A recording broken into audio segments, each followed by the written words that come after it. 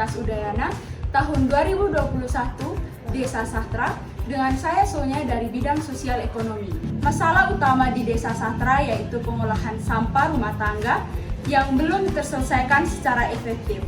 Oleh karena itu, ada jalan keluar yang lebih efektif yang bisa dilakukan semua orang, yaitu dengan pengolahan sampah rumah tangga yang memiliki nilai guna tinggi.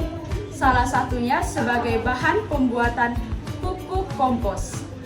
Berikut kami sajikan cara membuat pupuk kompos dari sampah organik rumah tangga.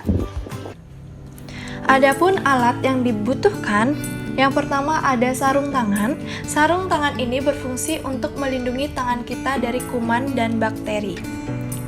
Alat kedua yang dibutuhkan yaitu wadah berukuran besar dengan penutup di mana di bagian bawah harus diberikan lubang sebagai tempat mengeluarkan sisa-sisa air selama proses dekomposter seperti contoh ember yang digunakan berikut. Adapun bahan membuat pupuk organik, yang pertama, siapkan sampah rumah tangga disebut juga dengan sampah nitrogen, bisa berupa sisa makanan atau bekas sayuran yang tidak terpakai lagi yang bisa dijadikan bahan dasar pembuatan pupuk kompos. Selain itu juga menggunakan sampah karbon berupa daun-daun kering ataupun ranting-ranting yang sudah kering.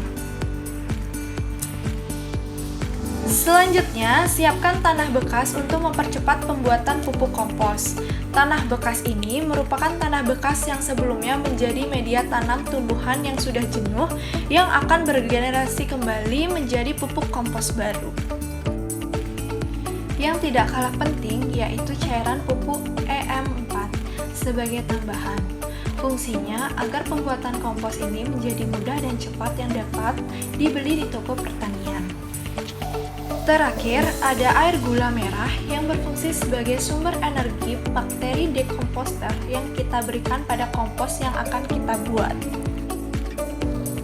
Pertama, siapkan wadah berukuran besar, contohnya ember untuk membuat pupuk.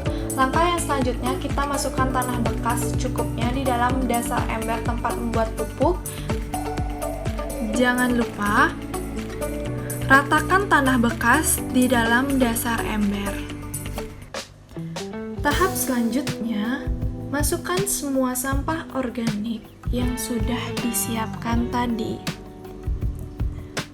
Usahakan sampah yang telah dikumpulkan dipotong menjadi kecil sehingga proses penguraian potongan sampah organik menjadi lebih mudah.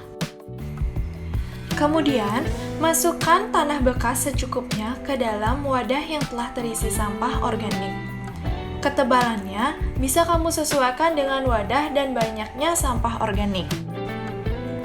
Langkah selanjutnya ialah memberikan air gula merah kurang lebih sekitar 250 cc ke dalam campuran yang akan kita jadikan pupuk kompos.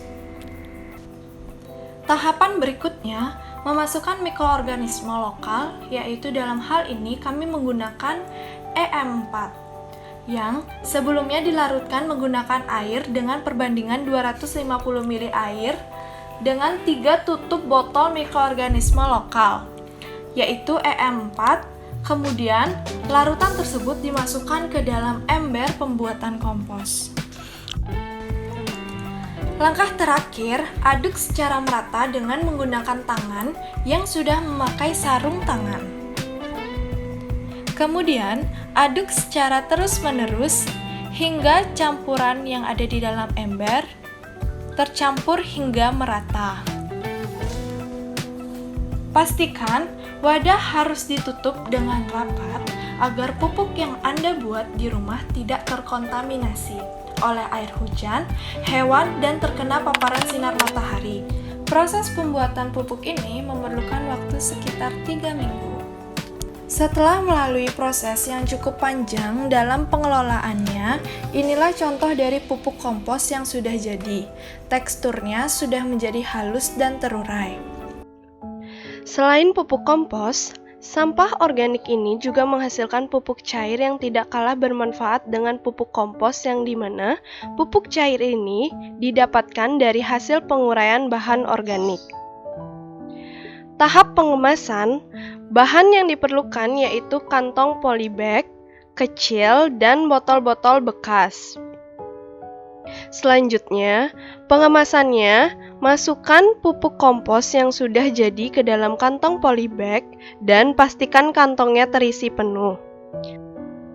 Untuk pupuk cair, cukup langsung dituangkan ke dalam botol bekas untuk pengemasannya.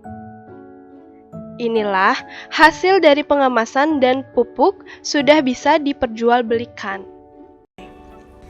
Demikian cara yang bisa kami sampaikan mengenai proses pengolahan pupuk kompos dari sampah organik, khususnya sampah rumah tangga.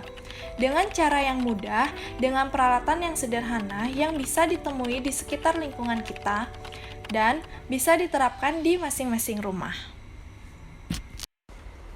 Sekian dan terima kasih.